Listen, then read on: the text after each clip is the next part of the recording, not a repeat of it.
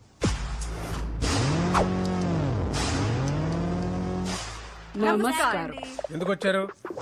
వాళ్ళు ఎందుకు వచ్చారు? చూపులకు వచ్చారు. మేము చెడగొట్టడానికి వచ్చాం. ఏంటి మీకు పిచ్చి గాని పట్టుకుందా? మీరు వచ్చి మా ఇంటి సంబంధం చెడగొట్టం ఏంటి? Chill bro.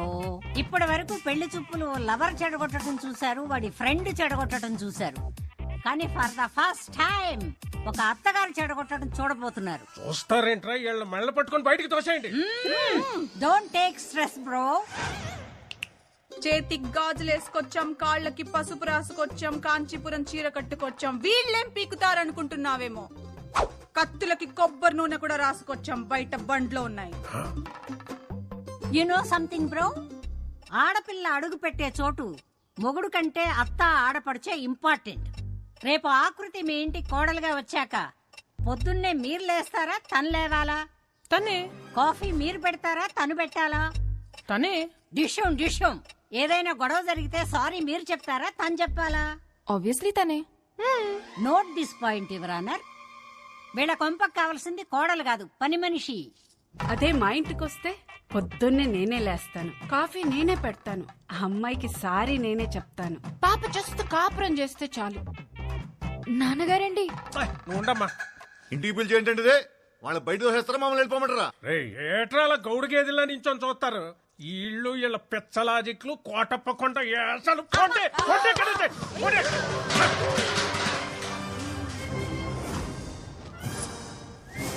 గురువారం జబర్దస్త్, శుక్రవారం ఎక్స్ట్రా జబర్దస్త్ చూసే కామెడీ బ్యాచ్ అనుకుంటున్నావేమో.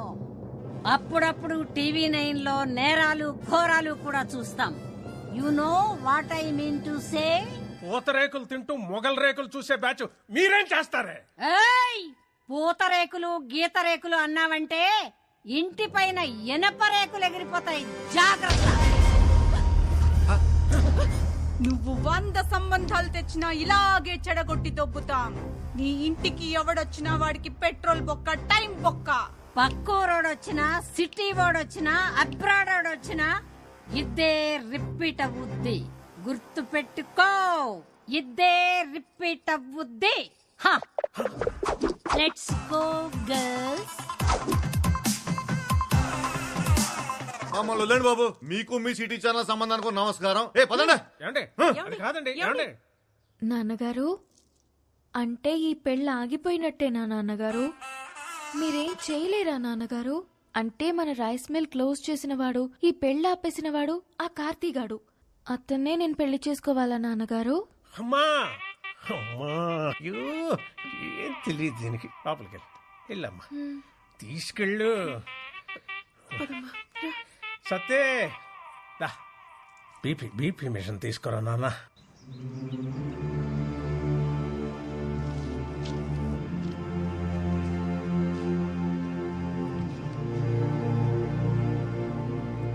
ఒక ఊరి నుంచి 8 మంది ప్లేయర్స్. మీకు రూల్స్ తెలుసు కదా? వాళ్ళకి ఆడడం తెలుసు సార్. అసోసియేషన్కి అడ్డుకోవడం తెలుసు సార్. 32 స్టేట్స్ ఉన్న కంట్రీలో మన ఇండియన్ క్రికెట్ టీంకి మన 2 తెలుగు రాష్ట్రాల నుంచి ఎంతమంది ఆడుతున్నారు? ఒక్క మహారాష్ట్ర నుంచే 83లో 6 క్రికెటర్స్ ఆడారు. 1953లో టెక్కల్ నుంచి 7 కబడ్డీ ప్లేయర్స్ నేషనల్స్కి ఆడారు. రూల్స్ ప్రకారం పంపిస్తే ఆడొస్తారు సార్. రూట్ లెవెల్ నుంచి ఆలోచించి పంపిస్తే పేపర్లో వస్తారు. మీరు గెలుపు మీద చాలా కాన్ఫిడెంట్గా ఉన్నట్టున్నారు. మా గెలుపు ఈ 2 అడుగుల కప్పు కోసం కాదు సార్. 2-3 జనరేషన్స్కి అక్షరాలు నేర్చుకుంటున్నా ఈ బడి కోసం. మా నాన్న ఆస్తుల మీద కట్టడానికి కారణం కనీస విద్య. కానీ ఇప్పుడు ఇది మూసేయాలనుకోవటానికి కారణం కార్పొరేట్ విద్య.